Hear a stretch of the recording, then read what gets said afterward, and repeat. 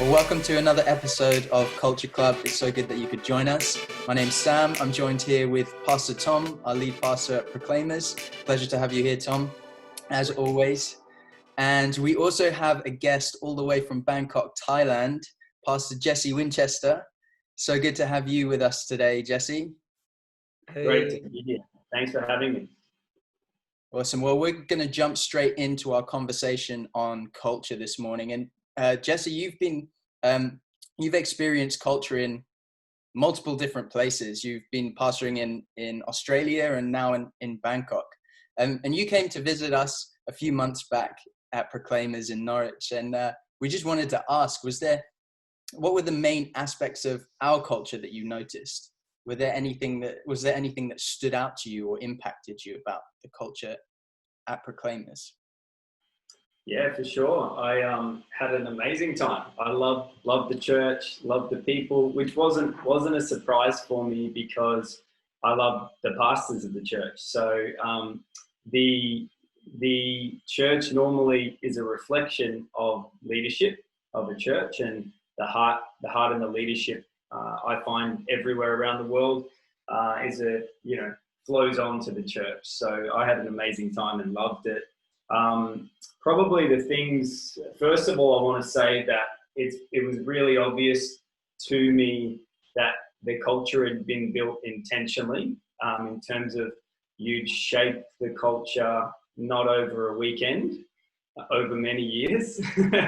And so I noticed that there was an intentionality about the kind of culture you wanted to build. Probably the things that I noticed straight away were, one was excellence, was something for me that I just noticed in the church. So seeing how people were serving on the weekend, serving in looking at the little details, the service coordinators, kind of the people behind the scenes.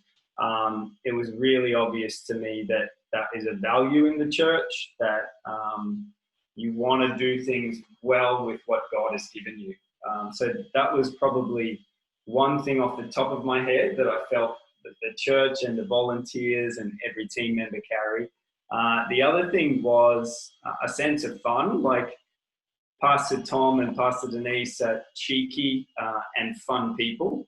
And so I'm a little bit like that too. So I loved being in a culture where there was, a spirit to say we want to do the best we can, but not taking ourselves too seriously in the process, and having fun, having a laugh along the journey as well. So there are probably a few things that I noticed straight away. I could name a whole bunch, but yeah, that off the top of my head, there are a couple. One of the things that you mentioned about was the thought of having fun, and intentionally, our philosophy is don't believe your own publicity. Don't drink your own bath water. Don't be somebody that's got tickets on themselves. From our point of view, we've sought to say, we're as human as everybody else. You're never as good as your best day, but thankfully you're never as bad as your worst day. And we hope to reflect that into the life of our church as well. And they're having fun. I think Denise gave you a little car, didn't she? Mm-hmm. Yeah, I still have the photo. Yeah. Did you give it to one of your kids or? Yeah. Jackson, yeah. I told them I bought that. So yeah, that's like you say, the church is a reflection of its pastor. Yeah. Probably flowing on from that, if that's okay. The other things I noticed were just the passion in the people, and I think I've been to England a couple of times and got the privilege of speaking in a few churches. And to be honest, I felt that Proclaimers had probably the highest level of passion in terms of the other churches, and they were good churches too. But I felt like you as a team and leadership had really worked hard to cultivate that and to bring that kind of culture. Like even the worship team, I remember I was telling my wife the other day, when the worship team came out, like people were, cheering and lifting their hands and running out on stage. And I thought, man, I felt like from the other churches I had been in, that was like foreign. So just to see the passion of the people, the passion of the team was one. And the other thing that really stood out was the warmth and community kind of. One thing I'll talk about a little bit later is just the sense of family and community as a church as well. So you can go to some churches where it's super professional. It's almost like a corporate organization, but it doesn't feel like it has a sense of community.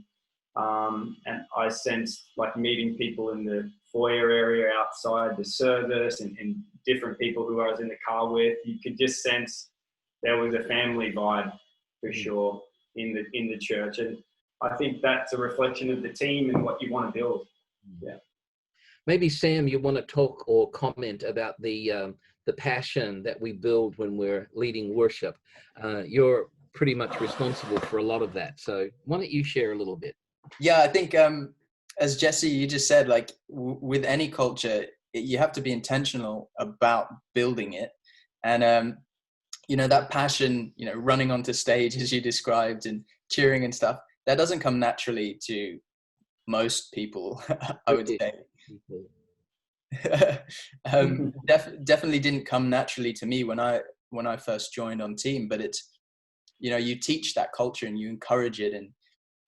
And as people are, getting to be a part of it, you explain the reasons why we're doing what we're doing. Why is it that we run on stage with such energy? Why is it that we lift our hands and sing out and are so passionate and exuberant on stage? Well, the reason is to, people in the congregation are probably not even going to match your passion, but if it takes them up just another level to, slowly raising their hand or something like that, then that's why we do it. And, I love the passage in the Bible where David dances undignified before the Lord. And I feel like, as worship leaders, that's our responsibility to go above and beyond what normal people would do so that they can maybe step into the presence of God or, just step a little bit further out of their comfort zone to engage with what we're doing. But it's intentionality, and you have to continue to encourage everyone to step out of their own comfort zone to do that. In the life of our church, I'm in the older, more mature age group, and at 63, I'm standing on the front row.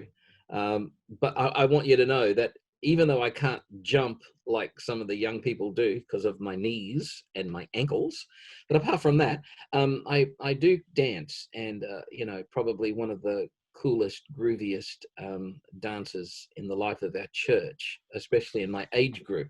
But what I'm trying to say is the passion of our worship inspires me, and I'm the creator of that passion in many respects alongside of my team, but it inspires me even as an older person to want to be engaged and involved as well.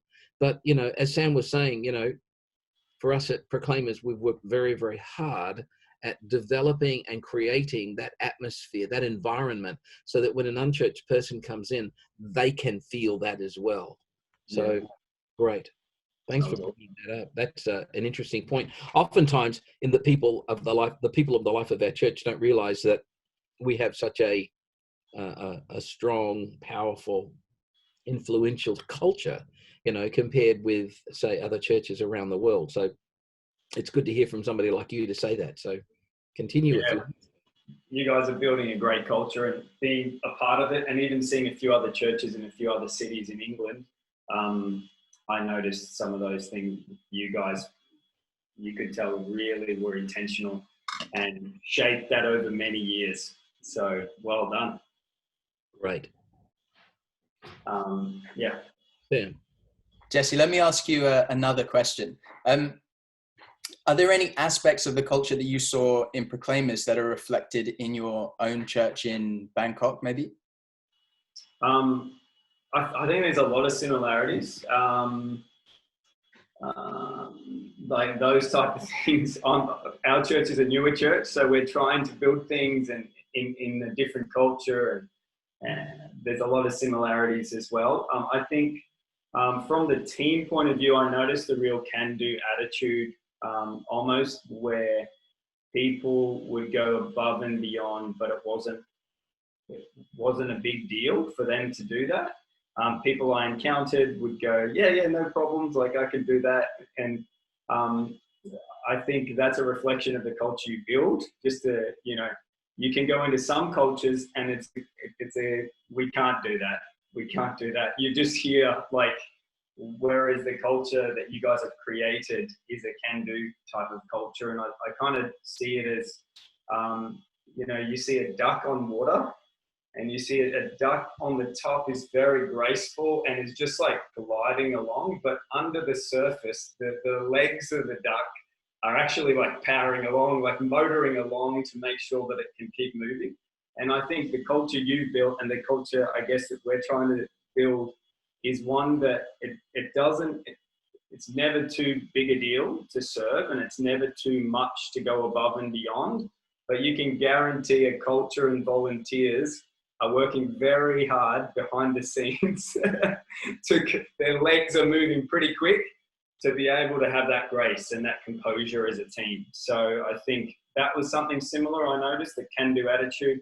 Probably the other one was an empowering culture, one where there's a lot of young people involved. I felt like walking in, I was like, man, there's so many good young people in this church. Like, I don't know, correct me if I'm wrong, uni students, young professionals, even younger, high school kind of age, seem to be carrying a lot of great roles. And it's always a really good sign in a church for me when, there's the next generation is coming up. It's a concern if you don't see young people, you don't see vibrant culture, you don't see, like this week in our church, we have a 15-year-old doing an item in church, like on the, on screens in everyone's homes. And I saw that in your culture, the empowering culture, not kind of holding on to things and saying, no, like I'm not going to give that to somebody else, but a releasing and empowering of the next generation. So there are a few things, that jumped out. One of the mentors of our church would regularly ask me, so what do you do in the church, Tom? I go, not much. I say to people, call me anytime, I'm not busy. I'm sure that's not true. My capacity has been increased dramatically because of the use of so many different people on team. And today, for instance, at the moment, during this lockdown and online stuff, I just rock up and do my bit and then go home. Sam over here, this guy is the guy that edits video. I said, Sam, if I can do anything to help you, just let me know. And he says, I can teach you how to edit video. I said, possibly could, but I don't know if it would be helpful. But it goes back to the concept that if you want to expand your own personal capacity, then you've got to build teams around you that can do just that. And, from my point of view, that's exactly what I've sought to do. So I don't do a lot in the life of the church, but what I do is incredibly important: to encourage, to inspire, to bring instruction, sometimes admonishment, other times correction, just to make sure that people are on course. It's sort of like the GPS in your car. At the next intersection, turn left. And then she gets very toey when you pass that left-hand turn, and at the next available opportunity, please do a U-turn. And, sometimes I do feel like a GPS, encouraging, inspiring, instructing, correcting, just because I've got such a clear picture of what I want our church to look like. And, thy kingdom come, Lord, thy kingdom come, thy will be done. That's the prayer in my own heart. Sam? I think there's something that we talked about in, previous episodes as well, of how our church does that to encourage young leaders to rise up. And I think, for one of the key things is to just show them that there is an opportunity, you know, that they can actually become involved in what it is that we're doing. I think when I came to Proclaimers, seeing other young people involved in worship, in teams, in leadership, showed to me that, oh, you know, I could do that as well. I could be a part of that. It's not just, you know, the older generation or the elders, if you like, in the church that are leading everything and running everything. Actually, there was opportunity for young people, and the leaders who were at Proclaimers when I joined were very encouraging in getting me involved in stuff and giving me opportunities. And you got to have that culture to include young people. Otherwise, you know, a young person will walk into your church, student or whatever, and if they don't see any other young people serving or any young people being given opportunities, it doesn't show an open door to them. Very good. Jesse, did you want to make any other comment? Because I think Sam's got another question.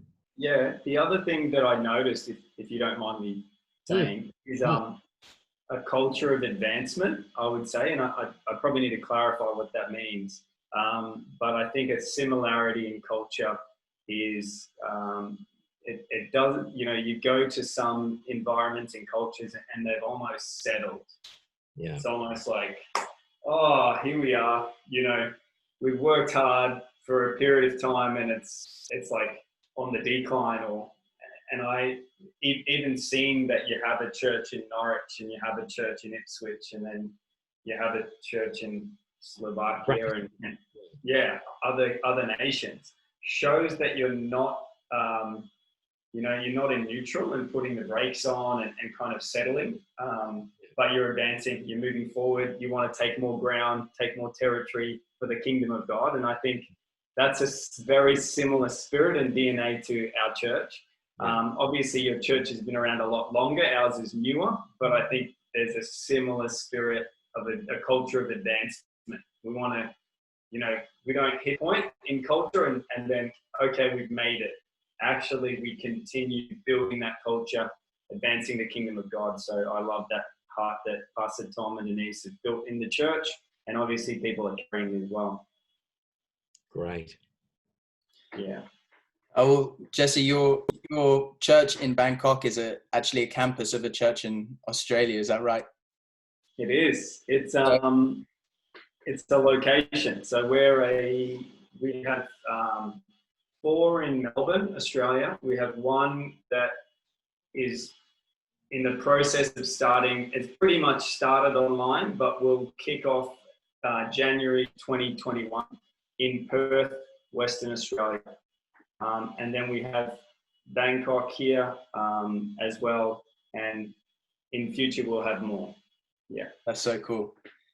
Jesse, how have you sought to create, you know, this church culture in Bangkok with it being a different, you know, it's like a cross-cultural experience for you, right? I'm sure that the culture in Bangkok is not the same as the culture in Melbourne, right? So how have you gone about trying to create church culture in that context?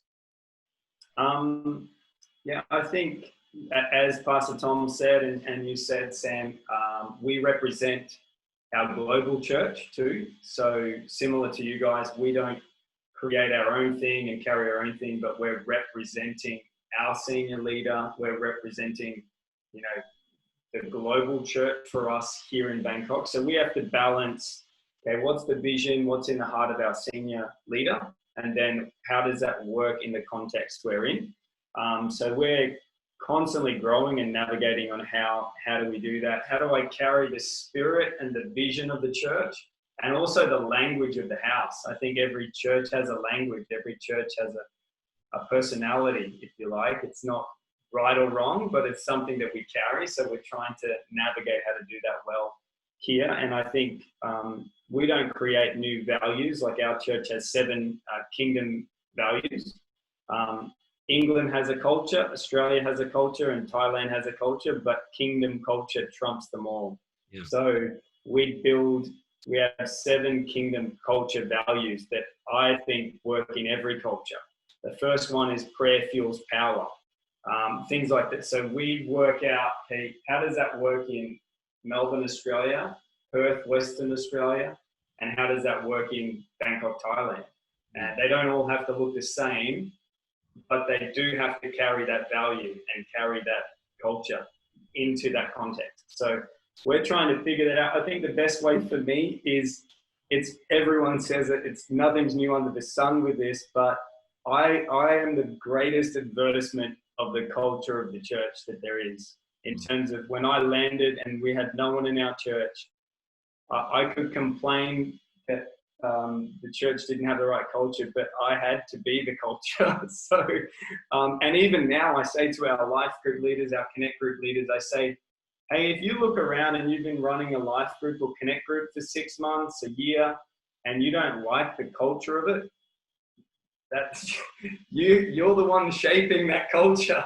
So shake it up, change it around. If people don't give, if people don't worship, if people don't do their devotions, or they don't have a walk with God, well, you need to be the best example of that in the church. And so I've just tried to outwork those things through my own life into the church, where people will say now when they come, they'll say it's like talking to you, hanging out with those guys. It seems like what the culture inside of your life is what they're carrying as well now. So I think that works across cultures, if that makes sense. I don't think it really matters if you're in England, you're in Australia, or you're in Thailand. I can't pass the handball that off to someone else. I have to be that culture. So that's probably one key thing that I do to create it. Yeah. I often use examples from Thailand. When I first arrived in Thailand about 2 decades ago, 3 decades ago, maybe 100 years ago, having to learn the culture of the country was quite challenging. And I would always talk about, how to why. And I used to keep my eye on how a mum or a dad would teach their child how to do it. And, they were the examples of what to do. And, as a Westerner, a Farang, as we come into the culture, we're sort of not too sure how to go. Yeah. And I oftentimes on teams, you see people coming in, down here, sort of like, and they don't know what to do. So you need to teach it. And, if I'm whying you, it's sort of like that. If I'm whying Sam, it's sort of like that, because he's younger than you. But if I'm whying someone of my own age, if I'm whying someone that's older than me, and just learning the nuances of culture. And, mums and dads are the carriers of Thai culture as they teach their children. And I took that principle into the life of our church, that I carry the culture. And my job is to connect people to that culture so that they also can carry that culture. And so that's where the instruction comes in. And it's repetition. You keep watching a mum teaching her child how to why, and how to say ka if she's a girl, or krap if he's a boy. And so, just it's constant repetition. We've talked about this a lot. One of my friends said to me a couple of years ago, gee, you repeat yourself a lot. I said, that's because you're not doing what I'm asking you to do. Hence, I have to repeat myself until you do it. If you want me to stop repeating myself, then do what I've asked you to do, and I'll stop repeating myself. Yeah. As a church grows, we find that we've got to repeat ourselves, as a process every 3 to 5 years, because we new groups of people coming into the life of our church. They've never had the kind of teaching on culture that we're seeking to bring. But it's always been something that has been uppermost in my mind, that I create the culture, my team carry that culture, and then they must create the culture by carrying the culture themselves. The reason that Sam's got, I don't know, what, Sam, on your singers and musicians team, probably 50 to 60 people, and then a production team of 20 to 30, how do you maintain that kind of, it's called leadership. It's sort of like in Twitter. If nobody's following you on Twitter, all you're doing is typing. And I don't want any of my leaders to just be typing. I want them to be leaders that have people following them because they've inspired them to do so. Yeah. So from our point of view, you know, the creation of culture is absolutely vital and incredibly important to us. It's probably one of the most important job descriptions I have as a cultural architect, and understanding too that I want my campuses to carry that culture as well. And of course, there's a bit of a dilution there because, you know, Ipswich is an hour and a half away, Bratislava is 2 hours away by plane. So, you know, getting that message across has oftentimes been fraught with much frustration. Yeah. Right here in Norwich, I can see my team and I can talk to my team. It's difficult sometimes to get on the phone all the time to be talking to the guys in Ipswich. I don't get to see their presentations. The guys in Bratislava, the only time I get to see what they do is when I'm there. And so, you know, it's an intense sort of time of instruction and correction. But very good what you're saying. For me, one more thing I'll add to your question, Sam, is I had to realize the Australian mindset and the mindset that I filter everything through wasn't the only way. Because whether we admit it or not, we all see culture and see things through our own lens and we think we're right. And I kind of probably thought, no, I'm not like everyone else initially. But then you realize, actually, I probably am seeing things only from my perspective and my Australian mindset. So I actually took a bit of time and had to learn how to listen to people who were serving in the shadows and who were quite quiet, because in Thai culture, people can be quite quiet, but when you dig a little bit deeper and find out a bit about them, you're like, goodness, this person is so sharp as a leader. They're actually got so much value. But sometimes in maybe the West, I don't want to blanket everyone in the West, but the loudest voice, the person in front of you, the most charismatic might get my attention because I think, wow, they've got something to bring. In Thailand, I found there's a lot of people that have so much to give, and I was seeing things through my own mindset and I missed it. So I had to kind of shift that thinking. And I think as leaders, we don't always see the full picture. We definitely don't always see the full picture. We like to think we do, but oftentimes I'll find people who are probably serving, they don't have a seat of power in the church or a seat of authority yet. And I'll sit with them and I'll say, tell me, what do you like about the church? What do you think needs to change? And what do you think of the culture of the church? Because if I just ask the people that listen to me in my office, they're going to say whatever I want them to say. So, but when I ask others, oftentimes I'll find people who are serving and they'll come to me and give me good ideas. So I've probably had to learn how to do that with the culture here in Thailand, not just see it from an Australian point of view. So that's been a learning curve for me as well. That is so good, Jesse. That is so good. One of the things that we've tried to do as well, you know, is to help to develop those that have fewer social skills, because I found that some of those people are incredible geniuses and, you know, have had incredible impact into the life of the church. And without mentioning names, I'm looking at Sam right here and he's shaking his head and he can give me at least 5 people right now who sort of fit the genius category, but, you know, stretching out a little bit with social social conversation. And but that's so good. And you know, good on every leader who seeks to take the time to listen to those that are in the shadows. There are people who don't relate to me on a day-by-day, month-by-month basis. They relate to their department leaders. But there are often times when I see them and all I want to do is encourage them and hear from them. So very, very good stuff. Do you want to make any other comment, or Sam's got another question for you? Yeah, I think, go for it. I could talk all day, but let's go for it. Well, what's on your mind? Let's make this the last little conversation. What's on your mind?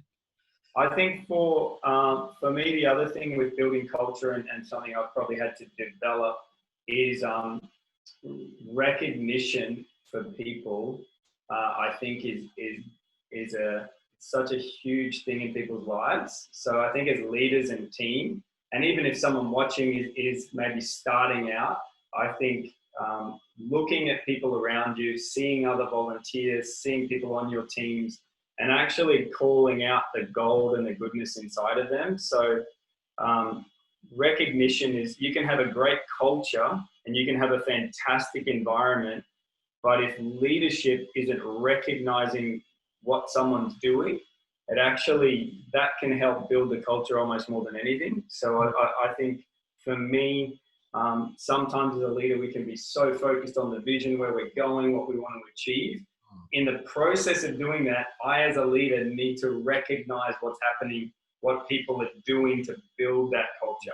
And so that's probably a lesson I've learned, that see what people are doing, recognize it, call it out, and then that in turn builds the culture, because I'm recognizing a value of our church that someone is fulfilling. Does that make sense? It makes perfect sense. And this is the language that we use to describe that. We celebrate those that carry culture well. Yeah. Every 2 to 3 months, we have what we call All In, which is all of our volunteers and leaders and stuff, and anybody else that wants to come along who calls Proclaimers home. And we always have a section, it goes for about 10 minutes, where we actually celebrate about 3 of our volunteers. We describe what they do. We build them up. We big them up. And at the end of the day, it's a box of chocolates, or a £10 voucher for Starbucks or something. It's the gift is not something which is huge or expensive. It's the build up. It's the way we celebrate them. And what we don't do is we do not celebrate bad behavior. We celebrate good behavior. We celebrate those that carry the culture well. One of the things I've said is I refuse to be blackmailed. I refuse to be manipulated or intimidated. I refuse to tolerate bad behavior. I will always seek to, graciously confront bad behavior. And of course, in a culture like Bangkok, where it's a face culture, and that kind of thing is fraught with certain cultural difficulties, and one must learn how to speak into that culture. And I'm sure you've had some great experiences there, as I have over the years. England, even though you wouldn't call England a face culture, if one is embarrassed, it's difficult to win that person over afterwards. But we've just made it really clear, I'm sure Sam will recognize the stories as I talk about some of our prima donnas over the years in being musicians or singers, and how we've sought to deal with them, because we want the best out of them. We don't want their contribution to be diluted by pride or hubris. We want to encourage and inspire the best out of them, and so we bring that kind of correction. So great stuff there, Jesse. Great stuff. Following on from what you're saying, I think to build culture here in Thailand, we've tried to, like you have, sought to develop leaders, next generation leaders. And I think developing leaders, following on from what you're saying, Pastor Tom, everything, pretty much the number one thing I speak to next generation leaders is heart and character. So this morning I had a team meeting with 10 of our young up and coming leaders, and all I spoke about was character, integrity, heart, what you're building your foundations on. And you can find out pretty quick if someone is going to want to take that journey of discipleship, or they're going to short circuit it themselves because they're not willing to deal with heart issues. And I know musicians and people on stage can be a spotlight environment. So we used to, even just for the sake of checking on our team, if we would move people who were used to being on the very front line of singers, and we would move one of them to be the backing vocalist at the back, and you would see very quickly, does that volunteer want a position, or they just want to serve the house? And their heart and their character might have been tested, and more often than not, people would rise to that. So I just want to agree with you, Pastor Tom. I think heart, character for the next generation of leaders is everything, because the other stuff you can build on, but I think those things are what can carry weight in the future as well, as if people are building on those kind of foundations. So good, Jesse. We would much prefer people with heart and character. We can teach skills, but it's difficult at times to teach character. I read a quote, an article from a basketball coach, and he would say that if young people came to him before the age of 25, he says, I have the opportunity to continue to help them to build culture. But after 25, their character to build character. But after 25, their character is pretty much set. And apart from that miracle working power of God in people's lives. And so we much heart, give me heart anytime. Give me the authentic, give me the real, give me character, give me integrity. We'll work everything else out. Like, Sam, you can teach me how to edit video anytime you want. I'm here, I'm available and ready to go. Jesse, we have so much appreciated this. You're very articulate in explaining and describing the process of creating culture.